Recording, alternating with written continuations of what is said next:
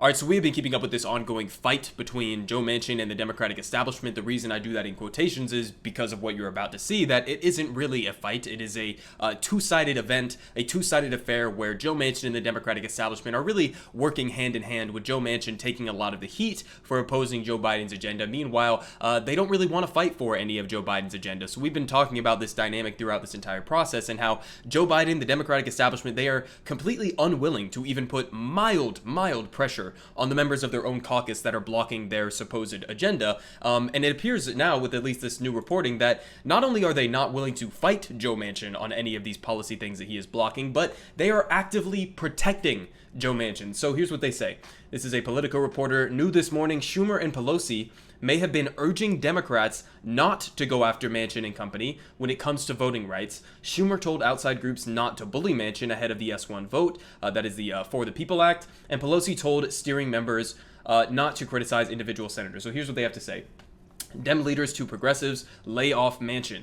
Our Sarah Ferris and Marine Levine write in the playbook on the latest Dem caucus dynamics. Liberals have been unleashing their growing frustrations at Senator Joe Manchin over his opposition to their party's signature voting package and ahead of an expected Senate vote next week. But for now, top Democrats are urging their members to hold their fire. As Manchin remains a holdout on S1, Senate Majority Leader Chuck Schumer is telling outside groups not to try to bully Manchin, but instead to focus on the historical and factual arguments related to legislation, according to sources familiar with his remarks. Here's the problem with this, okay?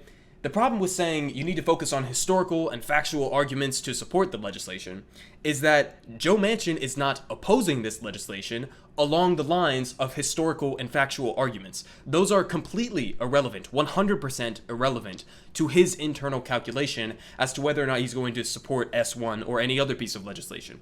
Joe Manchin, just like much of the Democratic Party and the Republican Party, is entirely bought, owned, and controlled by corporate interests. That is the reason why he opposes S1, because it, for example, starts to begin the process of tackling campaign finance reform and will make it so that a lot of these dark money groups, the Koch brothers, etc., are no longer able to influence our political system in the way that they currently are. Joe Manchin represents his corporate donors, and so he doesn't want to pass anything that would hurt his corporate donors. That's it. That's the whole game. It has absolutely nothing to do with historical or factual arguments. And so Chuck Schumer, getting mad that people are going out and calling Joe Manchin corrupt, instead of focusing on historical and factual arguments, this is a deflection, okay, because it's not relevant to Manchin's opposition to this bill. They continue on. In a private meeting Monday night, Speaker Nancy Pelosi also advised lawmakers not to vilify individual senators on the issue, according to several people who attended. While she did not single out Manchin by name, multiple Democrats said they believed that she was referring to Manchin, the only Senate Democrat to publicly announce his opposition to S1. So, listen, again, this is all just to reiterate the same point, okay? They are trying to deflect a lot of this blame onto Joe Manchin and Kyrsten Sinema and the other ones who are more vocal about their opposition to the agenda, but this is a collective process that's going on right here. There is no functional difference between Joe Biden not fighting for his agenda and Joe Manchin blocking his agenda. These are the same thing, okay? Joe Biden has all of the power in the world. He is literally the most powerful person in the entire planet. He could go on any news network he wants at any time and put pressure on Joe Manchin to fold and fall in line with his agenda. He could use the carrot approach and go and offer and basically bribe Joe Manchin to support any piece of legislation he wants and say, if you vote for this piece of legislation, I'll give you billions of dollars to whatever project in West Virginia that you want, and you'll be the most popular person in the world.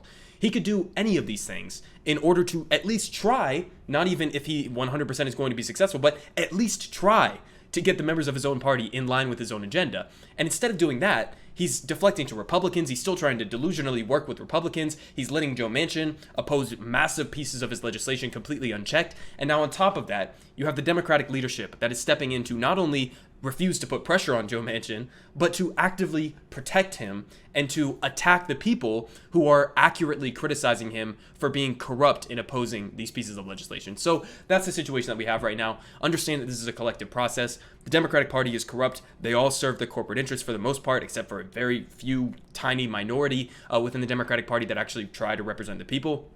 But for the most part, the entire Democratic Party is operating along the lines of Joe Manchin. If they actually wanted to pass the pieces of legislation that they say that they are fighting for, then they would actually fight for them. They wouldn't be defending Joe Manchin.